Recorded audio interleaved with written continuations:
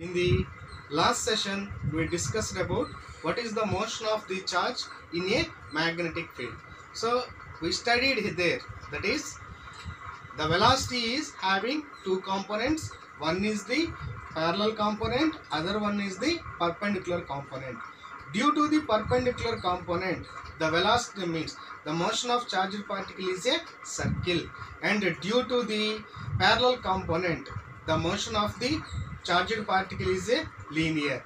When we combining these two, because generally the velocity is exist with both perpendicular and parallel components. So when we combine these two motions, then the path of the charged particle in a magnetic field is nothing but it is a helical path. So here this is the helical path. In the last session I draw this. Here when the force is magnetic force is acting on this charged particle, due to perpendicular velocity component it takes circular motion, and due to the parallel velocity component it takes linear motion. Due to this is the path of the charged particle when it is placed in a magnetic field. This is known as helical motion. So now in this helical motion we are going to derive some terminals which are related to this one. So the terminals are nothing but, one is what is the radius of the path. The first one we are going to derive, that is known as what is the radius of this helical path, and second one is frequency. Here the frequency means number of cycles per second. In this helical motion the charged particle is taking how many number of cycles per second, that is known as the frequency. And the third term we are going to derive is time period. Here the time period is to complete one cycle. What is the to complete the one cycle, then what is the time is taken by the charged particle. So that is nothing but reciprocal of the frequency. And the fourth term is we are going to derive, that is known as pitch.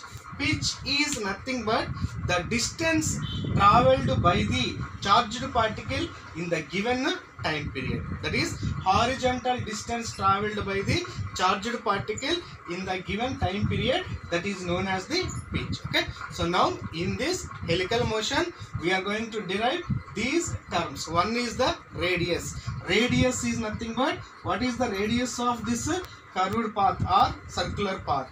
And next one is frequency. Frequency is nothing but how many number of cycles per second taken by the charged particle in the given magnetic field, that is the frequency. And time period. Time period is nothing but the time taken to complete one cycle, that is known as the time period. Here the time period can be taken as it is the reciprocal of the frequency. And the fourth term we are going to derive is pitch. Pitch is nothing but the linear distance travelled by the charged particle in the given time period. So now we are going to derive all these four terms. Now the first term we are going to derive, that is radius of the helix. The radius of helix is nothing but it is the radius of the circular path travelled by the charged particle. Now see here, we know that due to the perpendicular velocity the charge is moving in which direction? It is taken in a circular path. Okay. Due to this perpendicular velocity, the force we already discussed in the previous session. The force is acting towards the center of this circular path. This force is nothing but magnetic force. Here radius of helix is nothing but it is the radius of the given circular path of the charged particle. And here when the charged particle is moving in the circular path, we know that the circular path is caused by the force is acting towards the center of circular path. Here that force is nothing but magnetic force. What is the magnetic force? We know that Q into V bar cross B bar. Here it is known as Q into VB sin theta. But whereas the angle between magnetic field and velocity is nothing but 90 degrees. We know that theta is equal to 90 degrees because this is perpendicular component velocity. Perpendicular component velocity means this velocity is making 90 degrees with the magnetic field. By substituting, so that is Q into Vb. The magnetic force is Q into Vb. But already we know that in the circular motion, if a particle is moving in a circular path, a force will help. That force is known as centripetal force. An object is moving in a circular path, a force is help. That force is known as the centripetal force. We know that centripetal force is nothing but mv square by r. Here, to move the charged particle, the helper force is nothing but magnetic force. That magnetic force is equal to the centripetal force. Due to that centripetal force, the charged particle is moving in the circular path. So from this, we are going to equating the centripetal force is equal to the magnetic force.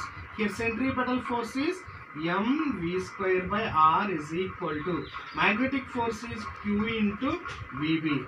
By simplifying this one, here the velocity is cancelled. From that we can get r. R is equal to m into v by qb. So this is the radius of the helix. Here m is the mass of the charged particle, v is the perpendicular velocity of the component of the charged particle, and q is the charge, and b is the magnetic field which we place. So this is the derivation for the radius of the helical path. See once here, whenever we consider a charged particle, due to the perpendicular velocity component, the charged particle is moving in a circular path and the force is acting towards center. We discussed in the last session. Now that force helps to move the charges in circular path. Generally in classical physics, the force helps to move a particle in circular path is known as centripetal force. Here the centripetal force is nothing but this magnetic force.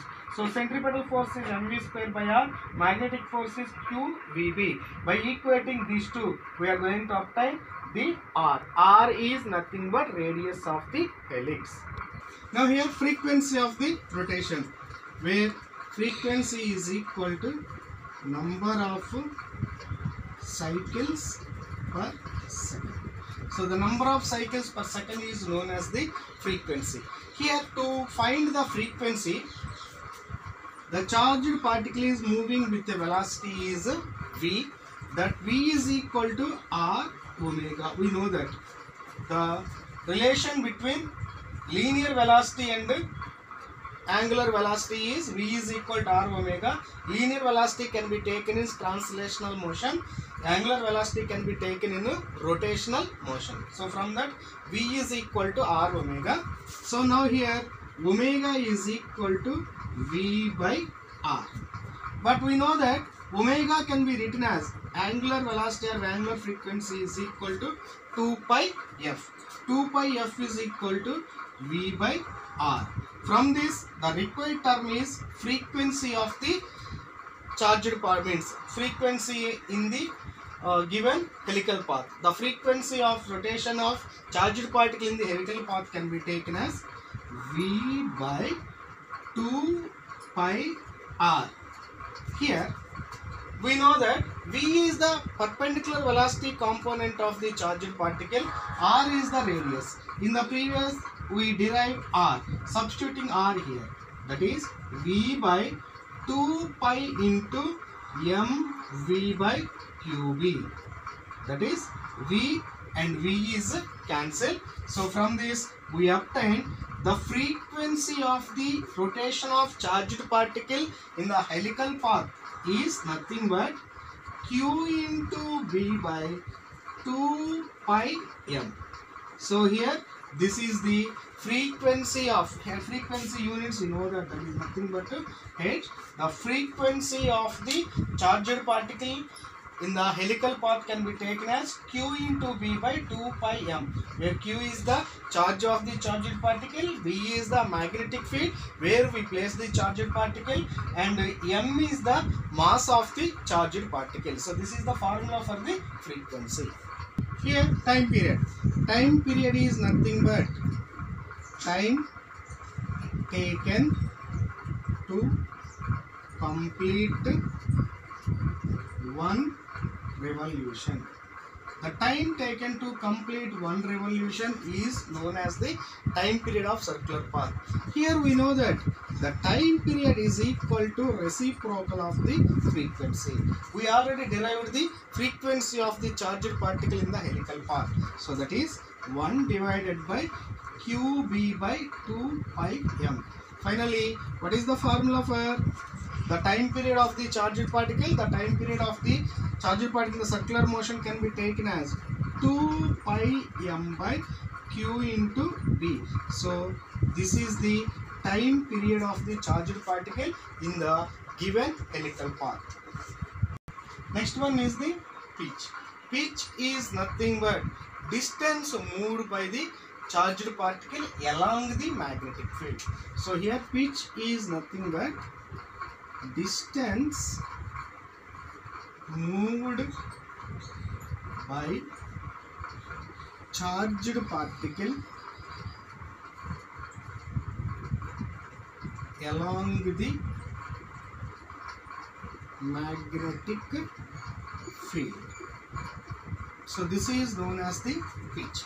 Here distance moved by charge along the magnetic field is known as that distance is due to parallel component of the velocity. Why? Because if you take perpendicular component that is moving in a circular path, but it is moving along the magnetic field means the distance is due to the parallel velocity component. Here in the time, t is equal to 2 pi m by qb. Finally, the pitch is nothing but distance traveled is nothing but velocity into time. Here velocity is nothing but parallel velocity into time. Here the parallel velocity is indicating in this manner, and the time taken to cover the pitch or distance is nothing but the time period 2 pi m by qb. So this is the expression for the pitch of the charged particle in the helical path, and here this is representing as parallel component of velocities. This is the parallel component of velocity. So now here the pitch is equal to parallel component velocity into time period 2 pi m by qb. So this is the pitch of the charged particle in the helical path. Once again, see the formulas related to the helical path. The first formula is radius of the helical path. The radius of the helical path is m into v by qb. M is mass of the charged particle, v is the perpendicular velocity component, q is the charged particle, and b is the magnetic field.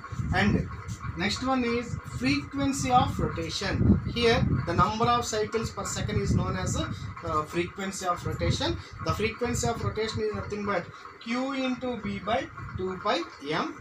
Next one is time period. Time period is nothing but the time taken to complete the cycle, one cycle, that is known as time period is reciprocal of the frequency 2 pi m by qb. Next one is the pitch. Pitch is nothing but linear path traveled, linear distance traveled by the charged particle. So that is pitch is equal to parallel velocity component into time period. So these are the formulas which are related to the helical motion. Now we studied the motion of the charged particle when it is placed in a magnetic field.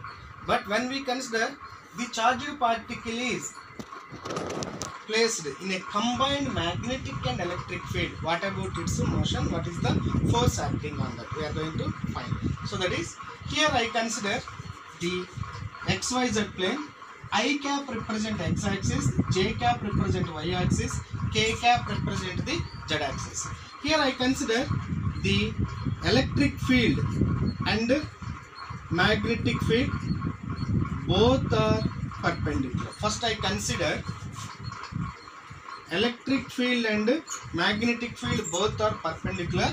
That is, I take the electric field is on x axis, that is along I cap, and magnetic field is taken on y axis, that is along j cap. And next, velocity of charged particle or velocity vector is v is perpendicular to both magnetic field and electric field. So here the electric field is on x axis, magnetic field on j axis, means y axis. Then the velocity component is perpendicular to both, means the velocity component is taken on z axis. So here I consider the like this. So first, the electric field and magnetic field both are perpendicular to each other. And next one, the velocity component of the particle is perpendicular to both fields. That is, electric field on x-axis, magnetic field on y-axis, and the charged particle is moving on z-axis. Then the net force, we know that. What is the net force? The net force is nothing but due to electric field plus due to magnetic field. Here what is the force due to electric field? That is Q into E bar. E bar is nothing but along which direction? That is along the x-axis. So Q into E I cap plus what is the magnetic field? Q into V bar cross B bar. V is along which direction? K cap direction cross B is along which direction? B is along J cap direction. So Q into E bar E I cap plus Q into V K cap cross B into J cap. So first we find this one. Why? Because we know that Q is common. This is E along I cap plus what is V bar cross B bar. That first we calculate V bar cross B bar by using vector multiplication, that is cross product. That is nothing but I cap, J cap, K cap. You take V bar. V bar is along x0, along y0, only it is along z. So that is V. And you take magnetic field. Magnetic field is only along the y-axis, that is along J cap, along x and along z is 0. By simplifying this one, this is I cap into 0 minus VB. I cap into 0 minus VB minus J cap into, by finding the det, it is 0, my plus K cap into 0. Finally, what is V bar cross B bar? V bar cross B bar is nothing but minus VB I cap. V bar cross B bar is nothing but minus VB I cap. Now this is substituting here. By substituting there, we obtain the net force is equal to Q into E I cap. Now what is V bar cross B bar? Plus Q into V bar cross B bar is nothing but V minus VB into I cap. Finally, what is the net force? Net force is equal to QE minus, Q is common, E minus VB into I cap. So this is the net force acting on the charge. So whenever we are considering Q into E I cap, this is along positive x direction. VB, Q into VB is magnetic field, that is along negative x direction. So from that we are going to obtain, if when we consider in this manner, the electric field is along the positive x direction.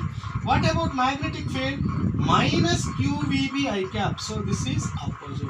the magnetic field is acting in the opposite direction. So this is the force acting on the when we place a charged particle in the combining of electric field and magnetic field. So when we consider the electric field, magnetic field both perpendicular to each other, that is taken on x and y axis. The charged particle is moving along z axis. Now all are perpendicular to each other. According to Lorentz force equation, the net force is equal to electric force plus magnetic force. By substituting here, we obtain V bar cross P bar is equal to minus VB I cap. So now from this what we conclude, the electric force is along the x direction, whereas magnetic force is opposite to the x direction. So when we consider this type of motion, in that electric force and magnetic force are acting opposite to each other. Okay. In the next session, we are going to discuss about the cyclotron. Thank you.